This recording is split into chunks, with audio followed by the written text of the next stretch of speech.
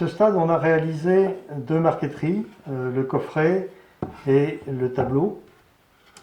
Marqueteries sur lesquelles on va procéder à une finition.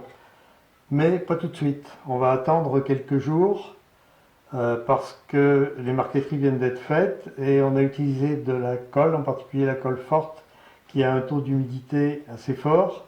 Et cette humidité, on va attendre qu'elle s'évacue. On ne va pas l'emprisonner sous une finition quasi étanche, ce qui risquerait d'entraîner des dommages pendant la phase de séchage à la marqueterie.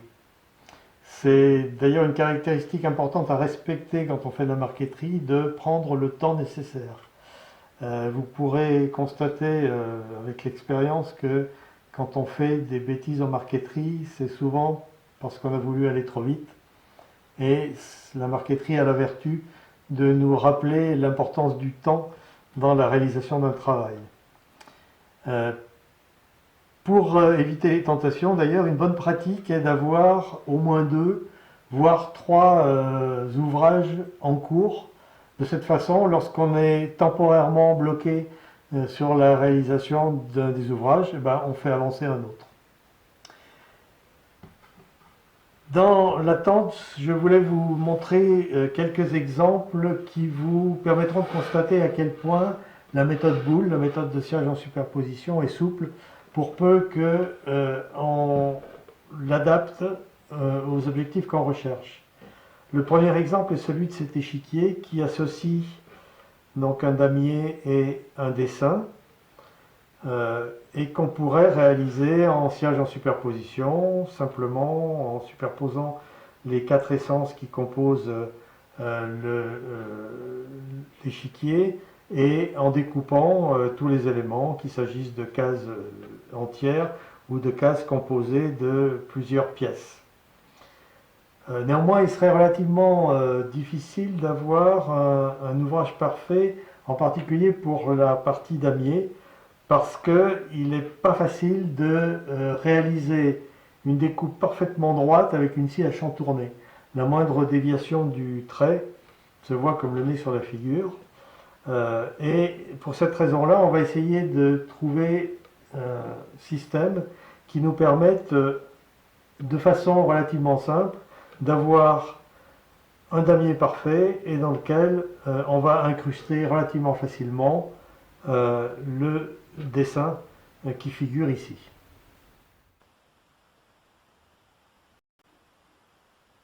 Le principe est de commencer par la réalisation de 2 damiers qu'on assemble sur cale tendue.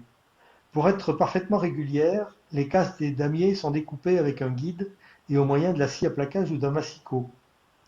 On fait d'une part un damier en noir et blanc, c'est-à-dire ici en poirier noirci et érable sycomore, et un damier avec 2 teintes intermédiaires, du macoré et du citronnier.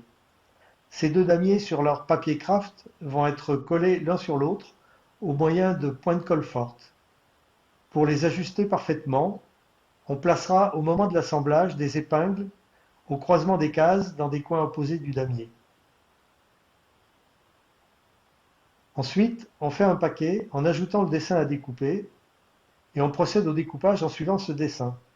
On récupère alors toutes les pièces qu'on décolle du papier craft et qu'on assemble sur une nouvelle cale tendue en sélectionnant les couleurs appropriées. Le résultat est plutôt sympa et change des échiquiers spartiates habituels. On peut imaginer des quantités de décors différents. Avec des décors qui ne masquent pas totalement les cases du damier, on peut travailler avec un seul damier et le décor ne gêne absolument pas pour jouer aux échecs. Voici un deuxième exemple, la fille au colibri, que j'ai fait sous 2 formes pour le moment, un coffret, et puis ici une armoire à clé.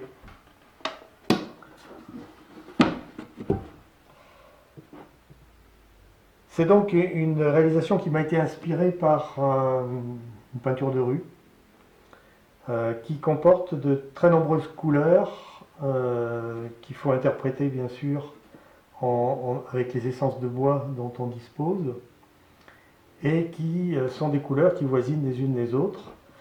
On peut bien sûr le réaliser en élément par élément, on peut toujours réaliser une marqueterie un élément par élément. On peut aussi le réaliser en méthode boule, et ce qui est intéressant quand on a plein de couleurs comme ça qui voisinent, c'est qu'en un seul découpage, on peut en fait réaliser plusieurs marqueteries.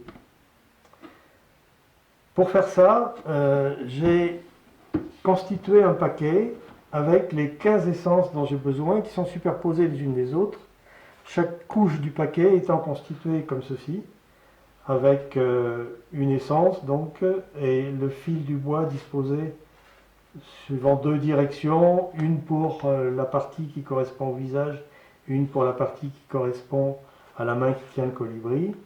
Et j'ai superposé ces 15 couches avec les 15 essences, donc ça me donne déjà un paquet qui est très épais. Si en plus je veux mettre des fonds, suivant le nombre d'exemplaires que je veux faire, mettons une dizaine, ça me ferait 25, plus le fond du paquet, plus le dessin par-dessus, ça fait quelque chose de très épais. J'ai choisi finalement à ce stade-là, pour le découpage, de ne pas mettre de fond. Je les réaliserai après, dans un deuxième temps, j'expliquerai comment.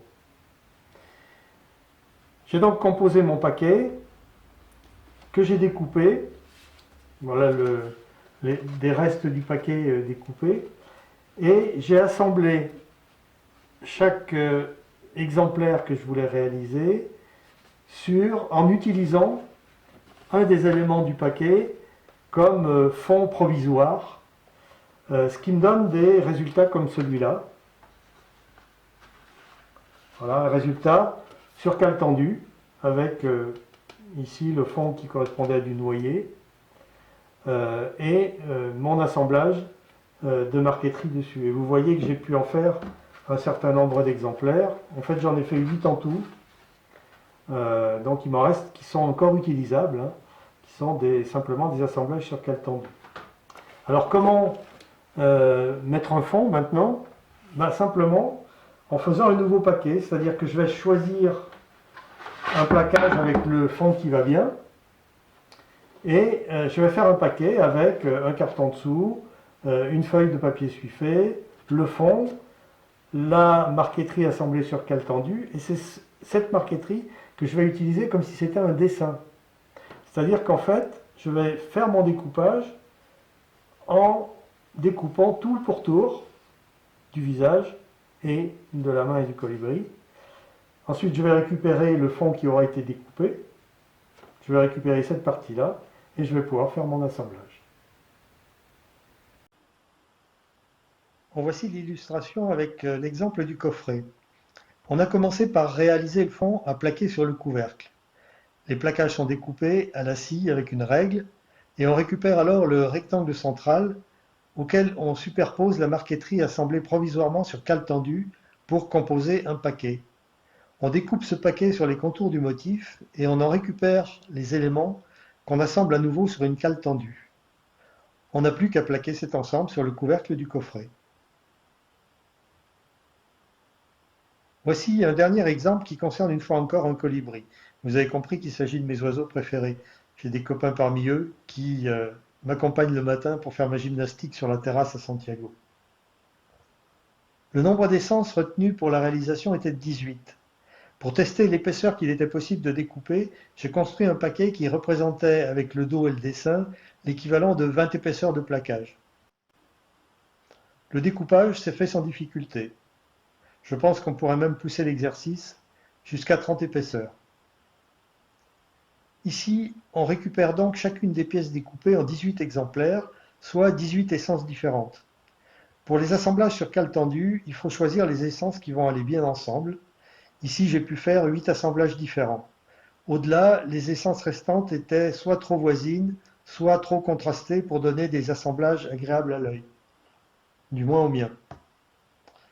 On voit donc que la méthode du découpage en superposition permet des adaptations très variées. Ici, on a pu en un seul découpage produire de multiples exemplaires un peu différents du sujet, qu'on peut par la suite intégrer dans des environnements ou des objets divers.